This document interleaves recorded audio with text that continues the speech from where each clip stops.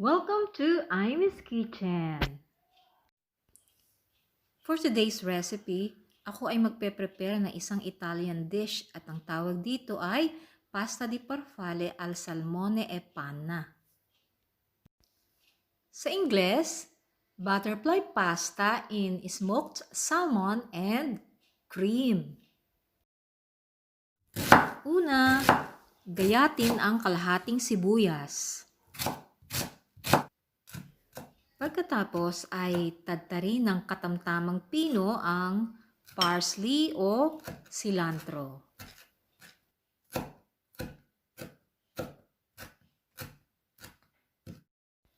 Nangangailangan dito ng 100 grams na smoked salmon.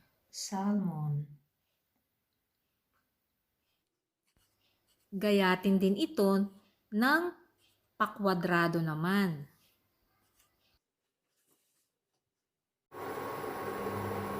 Maghanda ng maliit na kawali, lagyan ng olive oil, at isa-isang ihulog ang mga ingredients.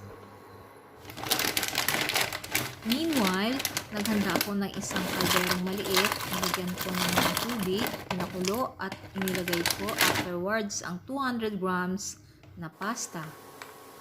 Sunod-sunod ko na inilagay ang mga ingredients katulad ng sibuyas, ng parsley, tinadtad na parsley o cilantro. Sunod na natin ang smoked salmon. At pagkatapos ay ang cream. Ang cream kong ito ay ginagamit talaga sa pagluluto sa kusina.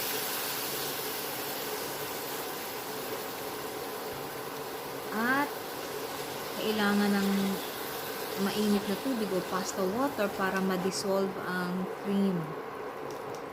Ayan. A little pasta water to dissolve cream.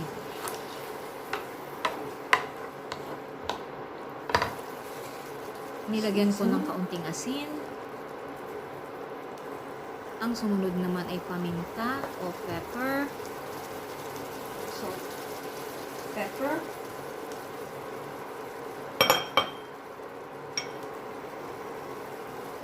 paghalu-haluin lang ang lahat ng ingredients at ang pinakahuli ay budburan muli ng kaunting parsley o cilantro.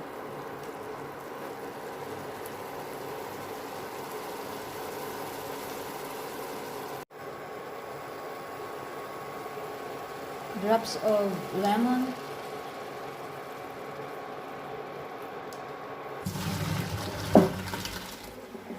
Drain the pasta and then ready na siya na i-mix sa sauce.